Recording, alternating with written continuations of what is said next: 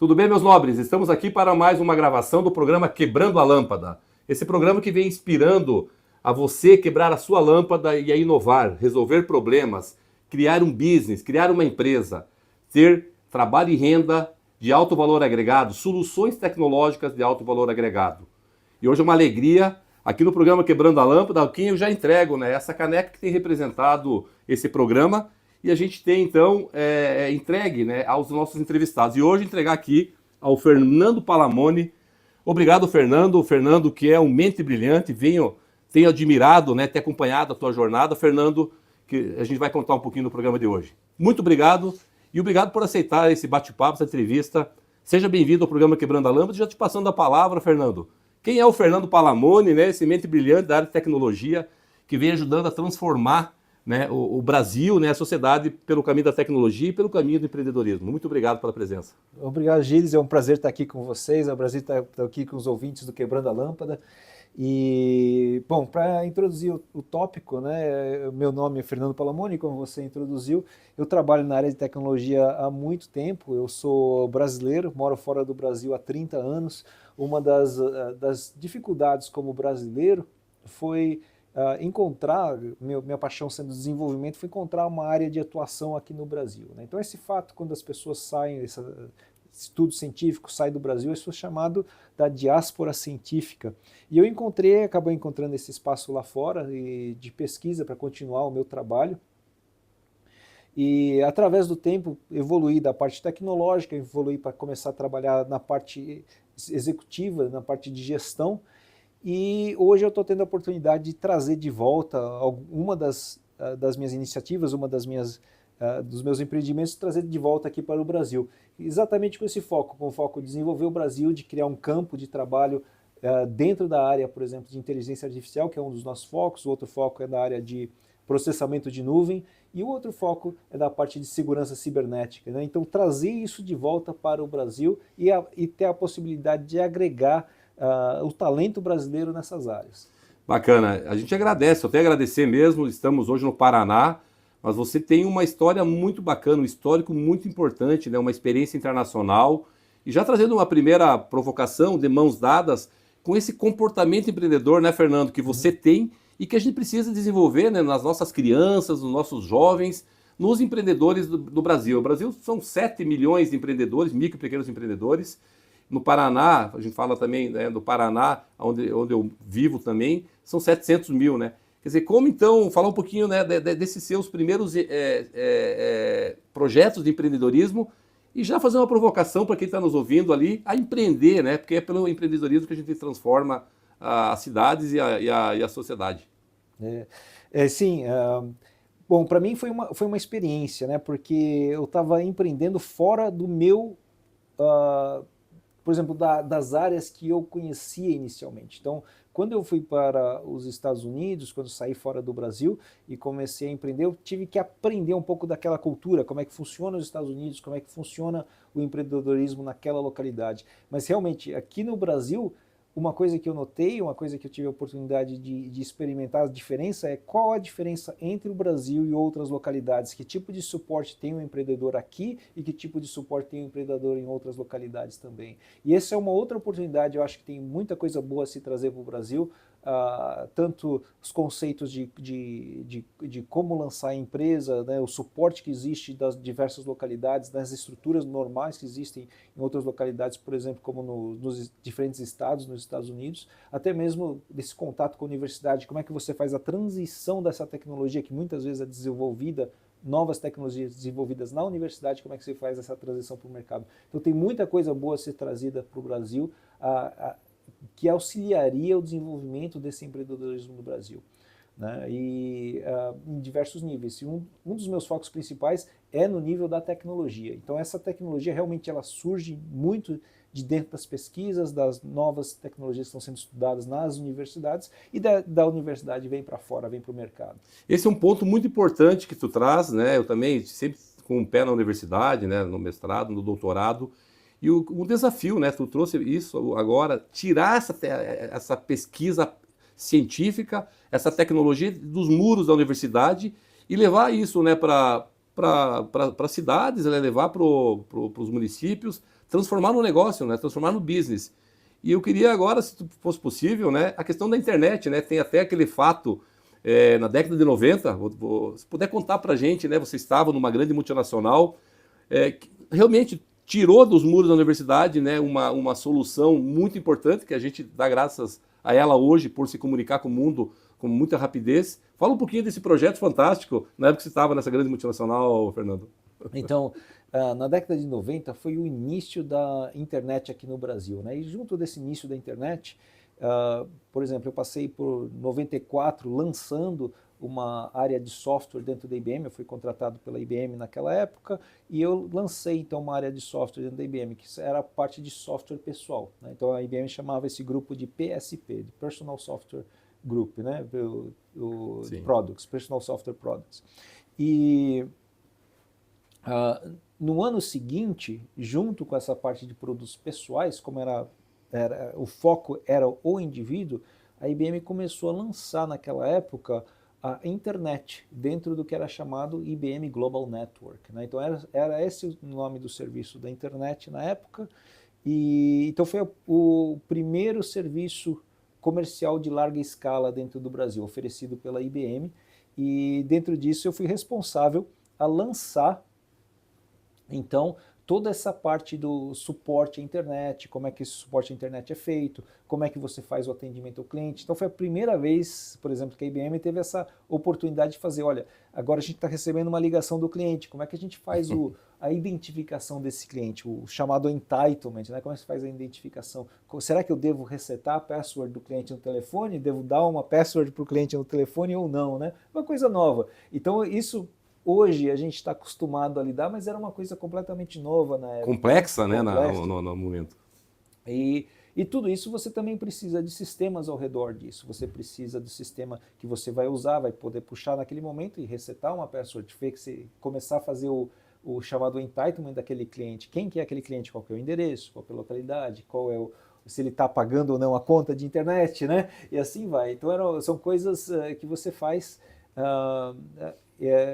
coisas que precisou serem criadas todas a nível de Brasil, nível de América Latina naquela época, e em seguida também criar toda a parte de suporte técnico, porque se hoje os computadores vêm já com acesso à internet construídos, já parte do sistema operacional dos computadores, naquela época não era assim, você precisava ter o kit de instalação. Nenhum computador vinha já com a internet instalada. Naquela época era uma coisa completamente diferente. Então, parte da minha responsabilidade foi exatamente criar o sistema e dar esse acesso às pessoas de treinar o time, né? Na época eu contratei 25 pessoas, por exemplo, e treinei essas pessoas para dar o suporte técnico, todo o suporte técnico à internet, auxiliar o consumidor, por exemplo, o usuário final, como instalar, como ter acesso, como resolver o problema, identificar problemas do TCP/IP e assim por diante. Então foi uma experiência muito interessante na época. Então, Fernando, assim, até antes da gente entrar, falar um pouquinho da RT1, que já tem entregas bem bacanas, bem concretas. Queria assim fechar esse primeiro, a gente se encaminhando para o final do primeiro bloco, a gente se encaminhar com uma lição que vai ser muito bem-vinda, com certeza para mim, mas especialmente, né, para aquele jovem que está assistindo, para aquela criança. Eu costumo falar que a gente tem que plantar esse DNA da autonomia, da independência e da busca do empreendedorismo nas crianças. As crianças nascem cientistas, né? Então, a mensagem do Fernando Palamone, né, que transformou várias ideias em negócios concretos, em termos de comportamentos, quais os comportamentos empreendedores que tu poderia listar para que esse jovem, essa pessoa que tem uma ideia ali, escute e transforme em negócio lá no seu lado? Olha, essa é uma pergunta difícil, né? Então, são vários elementos, desde você estar confortável a lidar com essa ambiguidade, porque muitas vezes não é uma coisa direta, né? Então, você está confortável a lidar com aquilo, você está confortável, se tornar confortável em conversar com o teu cliente, criar essa parceria. E existem diversos tipos de negócio. Então, o bom é você também ter essa visão.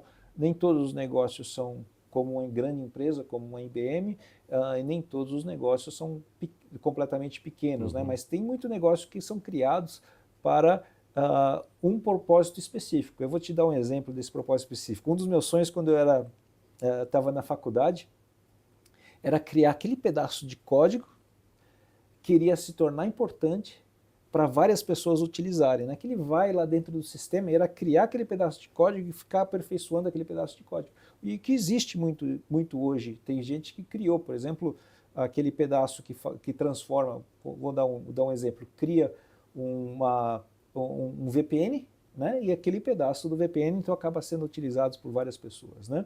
Então era o meu sonho de faculdade, era criar esse tipo de software que vai e acaba sendo utilizado, e pelo fato dele ser utilizado e dentro em conexão com outros produtos, eu não precisaria investir tanto em força de venda, o meu foco seria realmente na engenharia, que é a parte que eu gosto.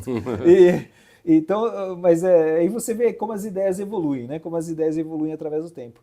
Agora, conforme a empresa, a sua visão for evoluir ou for interagir com outros grupos, aí você vai ter que criar estrutura para isso, vai ter que criar estrutura de suporte, suporte telefônico, suporte técnico e assim vai. Se tiver que lidar com muitos clientes, você fatalmente vai ter que ter essa capacidade de você poder dar o suporte técnico para esses clientes, né? Então tudo vai depender do desenho do negócio, né? Agora, uma coisa muito importante esse nível ocorre em várias dimensões, em vários mercados, então é difícil você falar em termos completamente genéricos. Isso pode ocorrer, por exemplo, quando eu vou em hospitais hoje, eu vejo que o médico é um pequeno empresário dentro do hospital. Então o hospital hoje funciona como uma marca que atrai, mas dentro daquele médico que está trabalhando ali, ele tem a estrutura própria, ele vai ter as suas assistentes, vai ter a parte de até mesmo cobrança própria, ele vai ter que saber como lidar com cobrança, como que ele vai cobrar de um cartão de crédito, porque muitas vezes ele vai cobrar de uma forma separada do hospital, da marca que ele está, ou então vamos dizer assim, a vitrine que ele está dentro daquela vitrine, né? Então a estrutura hoje está mudando, está se tornando cada vez mais, especialmente aqui no Brasil, está se tornando cada vez mais para esse modelo, que você tem pequenos empresários em áreas bem específicas que vão trabalhar dentro daquela área. Muito, muito bom ouvir essa tua mensagem, né, esse teu alerta. Eu acredito muito nessa linha. Eu trabalhei em multinacionais, trabalhei em diversas empresas. Essa ideia de eu sou dono do negócio, que seja 1/100º do negócio, mas eu sou daquele 1/100º eu sou dono. Eu tenho responsabilidade, eu tenho cuidado, né, com o recurso financeiro, eu tenho cuidado com as pessoas, ou seja, essa é uma mensagem bem bacana que o Fernando Palamone traz aqui, agradecendo novamente a sua participação e a sua mensagem de alguém que em algum momento, né, eu gostaria de ouvir isso, a gente está finalizando o primeiro bloco, Fernando, quando que foi o ponto de virada do Fernando Palamone, né, lá, quem sabe, na infância, na adolescência, para entrar nessa área de tecnologia, para a gente comentar já no início do segundo bloco, e outra questão também, antes da gente falar da RT1, a importância, né, das hard skills. Tu falou que nós somos engenheiros, sou engenheiro também. Hoje no Brasil é no mínimo 500 mil, faltam 500 a 600 mil engenheiros no Brasil, ou seja, como resolver problemas, desenvolver soluções sem engenheiros, né? Obrigado novamente, estamos encerrando o primeiro bloco do programa Quebrando a Lâmpada, com esse empreendedor de sucesso, com muitas histórias fantásticas e de alguém que acreditou, teve coragem e foi lá e quebrou a lâmpada, resolveu o problema e criou soluções inovadoras, empreendedoras, que foi bom para todos. Até logo.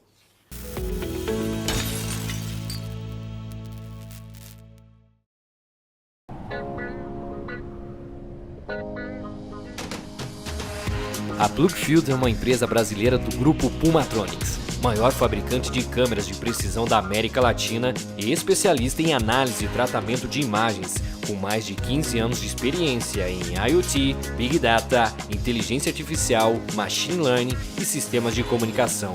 A Plugfield, através de sua estação meteorológica, fornece as mais avançadas tecnologias para monitoramento, armazenamento e cálculo de dados climáticos fundamentais para ações diretas em agronegócios, defesas civis, obras civis, portos e marinas, rodovias e indústrias.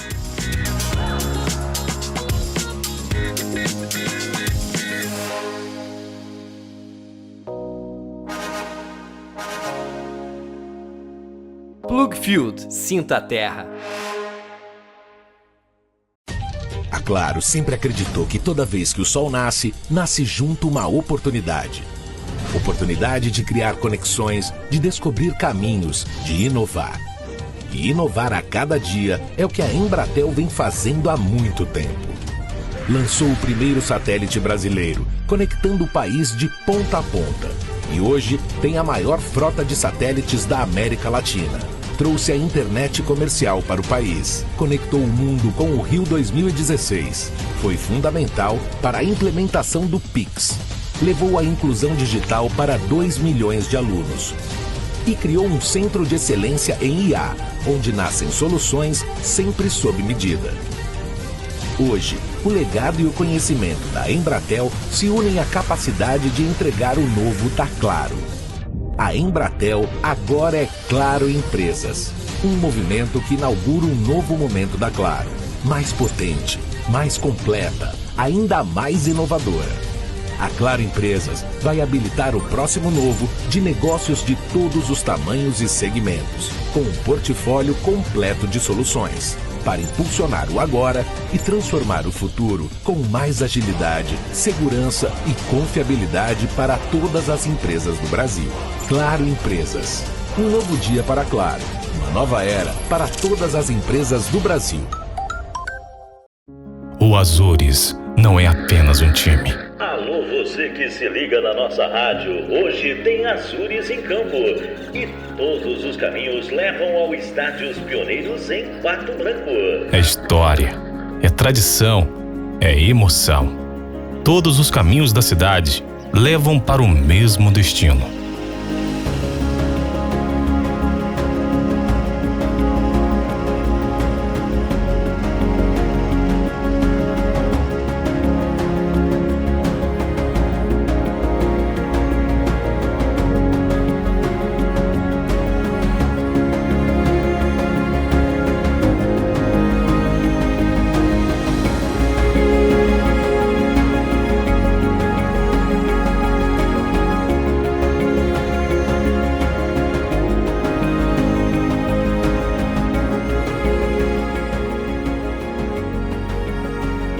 Aqui, o amor pelo nosso clube não tem idade.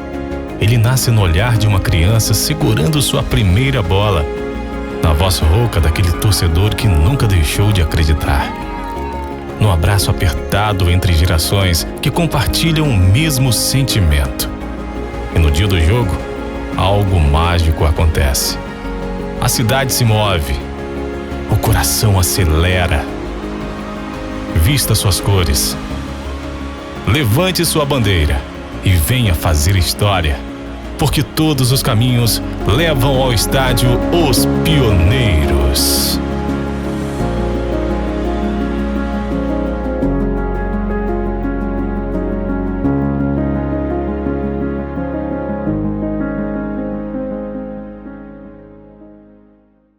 A Hymix é guiada pelo compromisso em oferecer soluções e transformar o futuro através da eletrônica com inovação e excelência. Design para manufatura, protótipos, lotes piloto, supply chain, produção em larga escala, box build, testes e gestão de ciclo de vida de produtos. Em um único lugar, você tem todas as soluções em manufatura eletrônica para transformar suas ideias em produtos de sucesso. Hymix One Stop. All Solutions.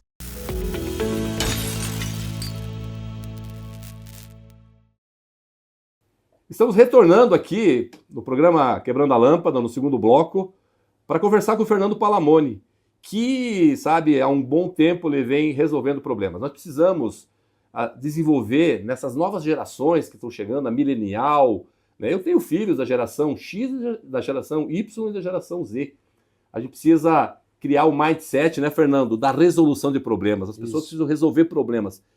E hoje eu comentava no final do primeiro bloco, Fernando, qual foi o ponto de virada lá que o Fernando, lá onde o Fernando nasceu, lá junto dos pais, dos irmãos, enfim, da família, o ponto de virada para entrar nesse mundo e chegar onde chegou hoje, Fernando? Acho que é bem importante e vai inspirar muita gente. Então, é uma coisa interessante. Eu sempre gostei das áreas de engenharia. Uma coisa que eu sempre fui apaixonado é por engenharia, por construção, por criar essa nova tecnologia, né? Então, desde pequeno eu já costumava brincar com os blocos, vamos fazer uma construção e alguma coisa do tipo, né? Então, sempre eu fiquei nessa parte de pequeno, construindo os blocos. Depois eu comecei a fazer bastante bastante coisa na parte de eletrônica, fazer circuitos eletrônicos, fazer a parte de programação de computadores, tudo como autodidata, pegando aqueles livros, estudando e construindo os meus próprios circuitos, construindo meus próprios programas. Então, sempre me interessei por isso. Segui depois a área de engenharia para completar esse estudo. E dentro das áreas de engenharia, dentro de todas as... Cada trabalho que eu fiz sempre envolveu muito essa parte de ser autodidata, de ter essa paixão pela tecnologia, e a outra foi a criatividade, como é que você vai resolver problemas, como é que você analisa esses problemas e como é que você aplica seu conhecimento para resolver esses problemas. E a engenharia realmente ela dá um número de ferramentas muito grandes para você trabalhar tanto na análise do problema, uma análise objetiva, uma análise científica do problema, quanto depois na resolução, como é que você vai desenhar essa resolução do problema. Então, das duas formas, eu sempre tive um interesse muito grande e eu me apliquei muito. E depois, conforme a minha carreira progrediu, eu acabei me tornando conhecido como pessoa que ia lidar com esses grandes problemas, resolver esses grandes problemas. E eu acabei sendo aplicado em diversas funções exatamente nisso, na resolução, em áreas que precisavam ter uma certa modificação, trabalhar de uma forma diferente, e cada vez eu encontrava um mecanismo de aplicar um pouco da minha criatividade, colocar não só a resolução do problema, mas colocar um pouco de mim, um pouco da minha própria forma de pensar dentro daquela resolução, dentro daquela forma de trabalhar. E foi uma coisa que realmente marcou muito a minha carreira. Então eu era aplicado exatamente nessas condições que você precisava manter a cabeça fria e objetiva para resolver um problema. E a engenharia realmente ela te dá muito dessas ferramentas para você lidar com isso, né? Que bacana, é muito bom ouvir, né? Eu, na minha infância, bem rapidamente, tenho certeza que você também, né? Você comentou um pouquinho, a gente construiu os nossos próprios brinquedos. Eu construí meu carrinho de rolamento. Mas para construir o carrinho de rolamento, tinha na mecânica lá, pedia o rolamento, porque não tinha muito dinheiro também. Já pegava o serrote lá do pai para cortar a madeira, para fazer a base. Já tinha que fazer o eixo, já tinha que preparar ali o freio, aí precisava um pedaço de fio, né, para fazer o freio. Ou seja, a pipa, a pandorga, né, lá em Pato Branco chama de pipa, pandorga, enfim. Também, ou seja, a gente não podemos deixar essa criatividade morrer, né? Então é muito, muito legal ver nessa sua jornada. E a gente falava também, né, Fernando, no primeiro bloco, né, a falta de engenheiros, né, ou seja, esse é preocupante, de profissionais de uma forma geral, né, hoje falta programador, falta engenheiro, falta vendedor, mas a falta de engenheiros, ela compromete as operações, né? Então, nessa área em específica, a gente chama de STEM, né, nos Estados Unidos, as áreas de ciência, tecnologia, engenharia e matemática, né? E existe uma falta muito grande de profissionais nessa área. E é uma área que o profissional brasileiro, normalmente ele é muito bem visto, porque é um profissional muito aplicado nessas áreas. Ele costuma desenvolver muito essa capacidade de análise de problemas, essa capacidade de resolução, e tem a técnica da engenharia ao redor. Que a engenharia que é formada, por exemplo, no Brasil é diferente da engenharia que é formada nos Estados Unidos. O Brasil e o modelo europeu, normalmente ele é considerado um modelo longo de engenharia, que é que você focaliza muito nas ciências básicas, né, na fundação, e um pouco menos numa certa especialização, né? Então, nos Estados Unidos, muitas vezes você pula para aquela especialização diretamente, sem focalizar tanto na fundação. Então, as duas áreas têm os seus benefícios e os seus prós e cons, né? Seus benefícios e suas áreas que não são tão boas.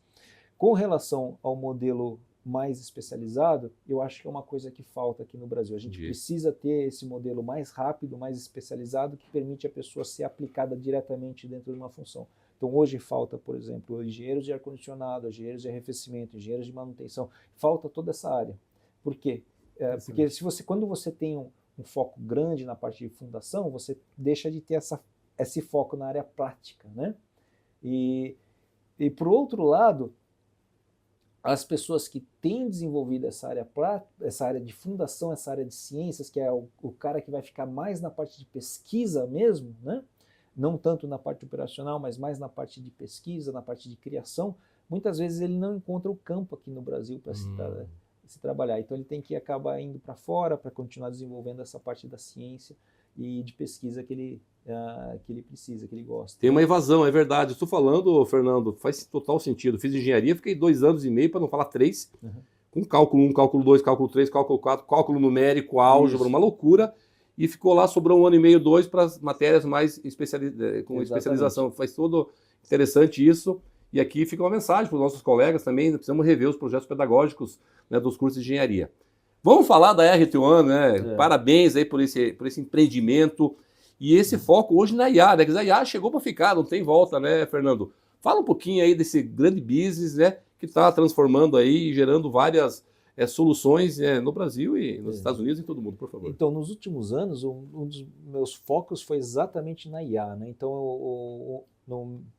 o meu trabalho tem sido focalizar exatamente como é que a gente vai lançar aplicativos de IA, como é que a gente vai resolver certos problemas de IA, seja a renderização, né, de imagens, seja a parte de linguagem, seja a parte, como a gente fala, multimodal, que você analisa som, analisa imagem, analisa texto, analisa toda a parte que tem ao redor disso.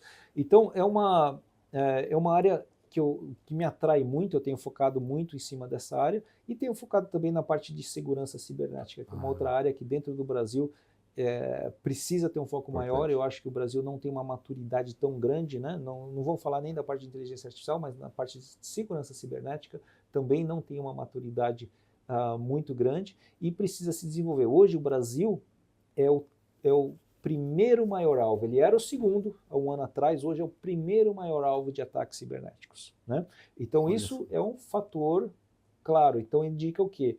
Por que uma pessoa se torna um maior alvo? Primeiro, tem a capacidade de ter o retorno ali. Segundo, que é um alvo fácil. Ninguém vai atacar um alvo que seja mais difícil. É verdade. Né? E é nessa parte que entra a segurança cibernética e como é que o Brasil precisa se desenvolver e aumentar essa maturidade dentro da parte da segurança cibernética também.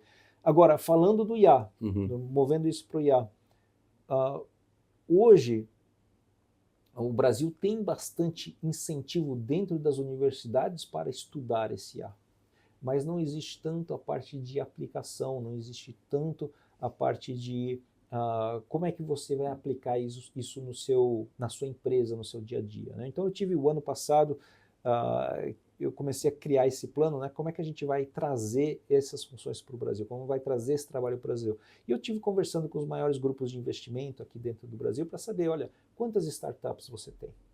Quantas dessas startups são de tecnologia? Dentro dessas startups de tecnologia, quantas delas estão trabalhando com inteligência artificial? Porque para mim é muito claro, lá nos Estados Unidos, se você tem um grupo de investimento, e esse grupo de investimentos está fazendo 10 investimentos, esses 10 investimentos são em tecnologia, tipicamente. E 8 deles são em inteligência artificial. Para você ver o impacto da inteligência artificial lá nos Estados Unidos. É um investimento bem grande. Comparando aqui com o Brasil, né, o que você acha que eles retornaram para mim quando eu conversei com esses grupos de investimento? Quantos dos 10 investimentos eram focalizados em inteligência artificial? A minoria. Zero. Zero? Nenhum? Nenhum. Então, os maiores grupos de investimento, eles tinham zero.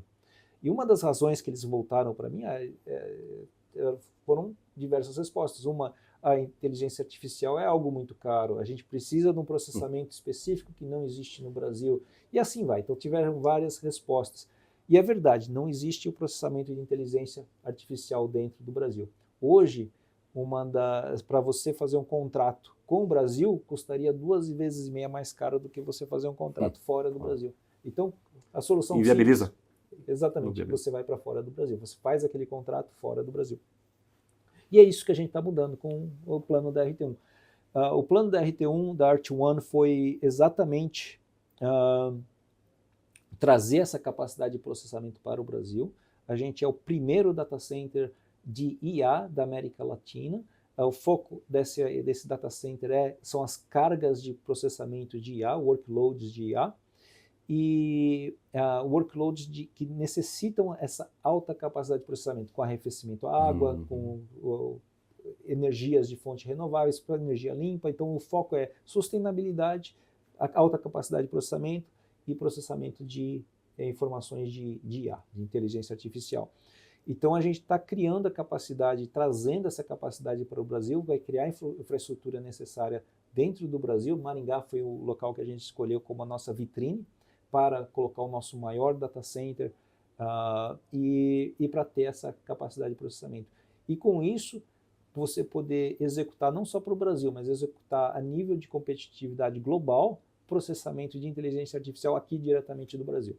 Que bacana, olha, a gente fica muito orgulhoso, Fernando Palamoni, agradecer essa por acreditar aqui no Brasil, né, você que é um brasileiro, mas em face a tanta dificuldade, a burocracia, a questão da legislação, os altos custos, né, a falta de capital humano, e ainda assim ter insistido, né, ter convencido, também engajado, né, os fundos de investimentos por estarem aqui.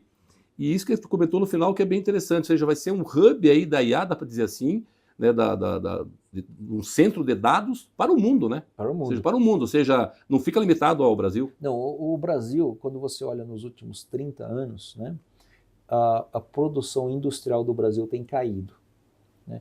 Então, por que a produção industrial do Brasil tem caído? Por falta de competitividade, né? Então, seja a competitividade a nível de custo, seja a nível fiscal, seja a nível instabilidade jurídica, o que for, né?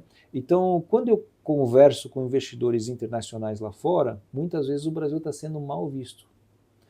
Eles preferem investir em outras localidades do que investir no Brasil. E esse é um dos nossos trabalhos. A gente tem que reposicionar isso, tem que mostrar que o Brasil é um local competitivo.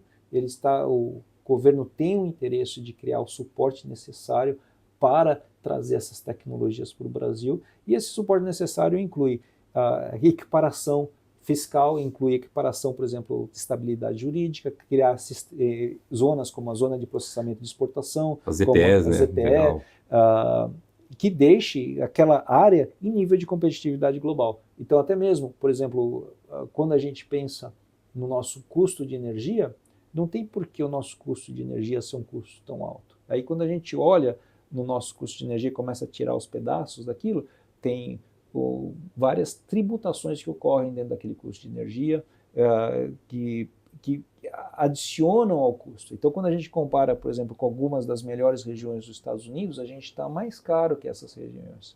E não precisa ser mais caro, né? Então, o custo desse... muitas vezes o custo dessas tarifas, dessas obrigações que você tem a nível de Brasil, te tira fora do nível de competitividade global. E isso não é inelástico, né? Então esse preço, esse custo que você está pagando não é um fator inelástico, ele é elástico. A pessoa, o investidor vai olhar ao redor e vai falar, olha, de investir aqui eu vou investir em outra região. Então o nível de produção industrial do Brasil caiu nos últimos 30 anos. Caiu a um ponto, quanto significante é isso? Se você olha dos países comparáveis ao redor do Brasil, tipo de economia, tamanho da economia, você vai ver que a maior parte dos países, produção industrial representa 20% do PIB. No Brasil, tem 10% do PIB, é metade disso, porque essa produção caiu ano após ano. E esse tipo de iniciativa que a gente está trazendo, a gente está tendo muito suporte do governo do Paraná, do governo federal, da cidade aqui de Maringá, exatamente para criar as estruturas que permitam a gente trabalhar a nível de equiparação, nível de competitividade global, de forma que a gente possa trazer esse tipo de serviço para dentro do Brasil. Que ótimo isso, que bom ouvir. E aqui agradecer, né? Agradecer, né? O Fernando fala das hélices. Agradecer a hélice governamental aí no papel do Ricardo Barros, né? Da família aqui, e do governo municipal de Maringá, justamente do governo do estado do Paraná, liderado pelo governador Ratinho, de deixar o empresário empreender, sabe?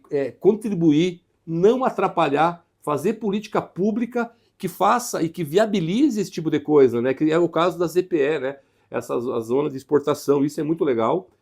Para que a hélice empresarial, a hélice do empreendedor, do investidor, que é o caso seu, né, Fernando, possa empreender, gerar produtos de alto valor agregado. Quero falar mais um pouquinho, pedir já umas aspas sua e a mensagem lá para quem está entrando na faculdade, para quem está na faculdade, para quem está na idade economicamente ativa, para entrar nesse mundo, né? Porque tem muita oportunidade. E as outras hélices também, né? A hélice realmente, sabe, da academia. A academia rever seus projetos pedagógicos para formar os engenheiros já no primeiro semestre, para que ele possa fazer uma entrega concreta, né? Não esperar 5 anos, não, daqui 5 anos ele está pronto. Daqui um mês já o mundo é outro, né, Fernando? Fernando, que bom ouvir isso, então, né? Realmente, essa questão da competitividade nacional que caiu muito, ou seja, o mundo hoje é híbrido, né? O mundo hoje é data analytics, são baseados em dados. Os dados e a informação hoje, os dados que vão gerar uma informação, é o petróleo do hoje. E se for, né, obviamente, né, esse projeto que você vem trazendo aqui, ele é essencial, né? Essencial, essencial.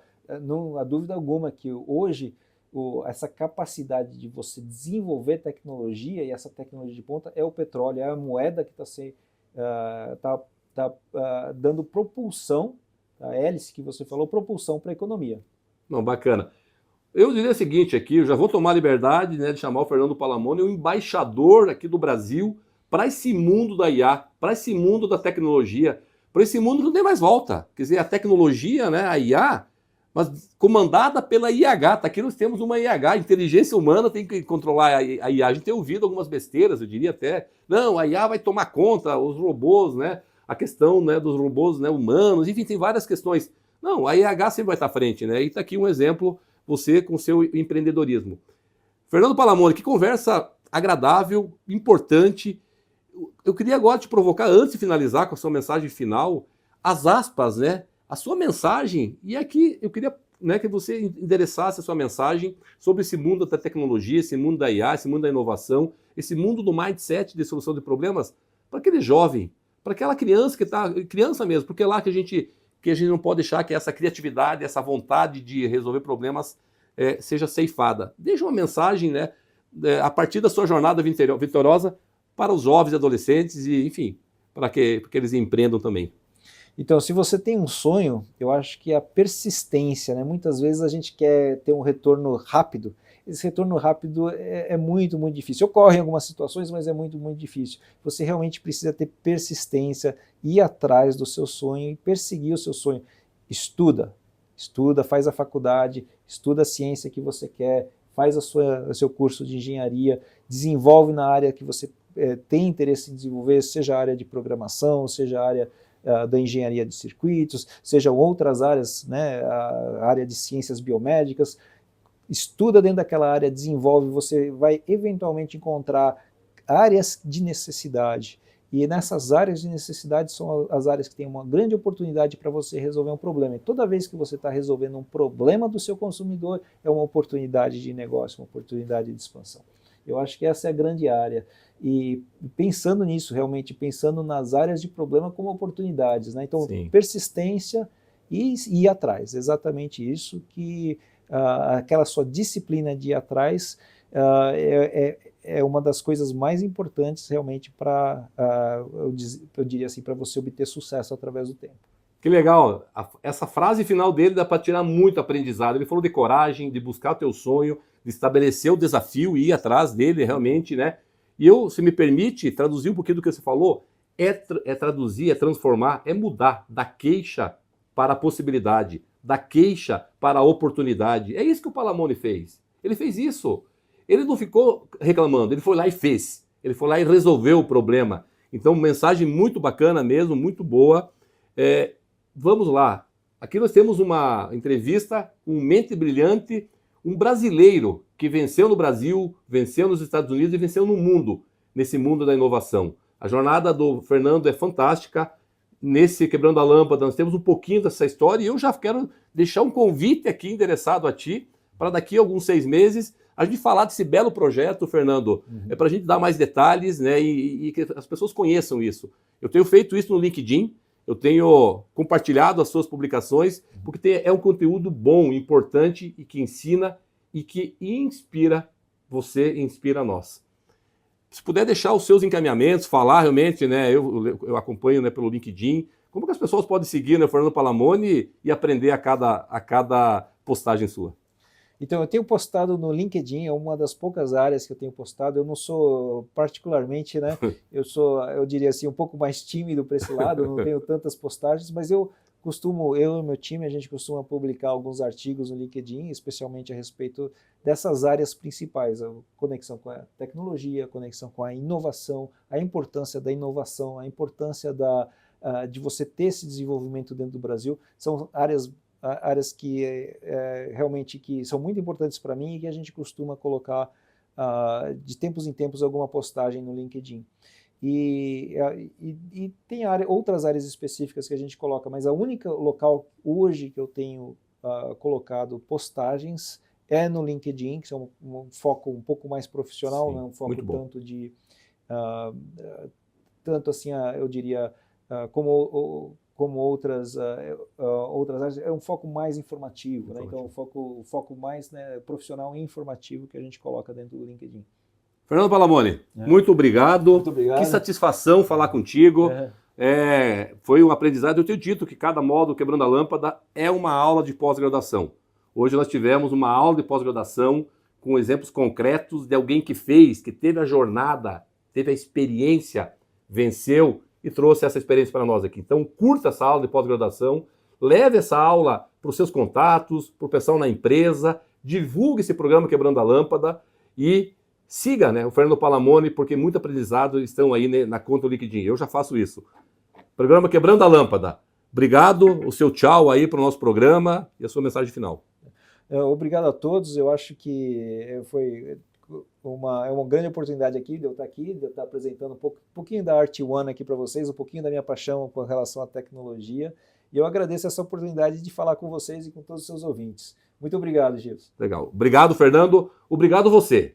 Obrigado você que está aqui mais uma vez conosco. Toda quinta-feira o programa vai pro ar. No YouTube, no programa, na conta Quebrando a Lâmpada e RCTV, todos os programas estão ali. Com mentes brilhantes, empreendedores de sucesso, com jornada vitoriosa, exatamente como foi apresentado aqui pelo Fernando Palamoni. Siga-nos e divulgue. Um abraço e tudo de bom. Até o próximo programa Quebrando a Lâmpada.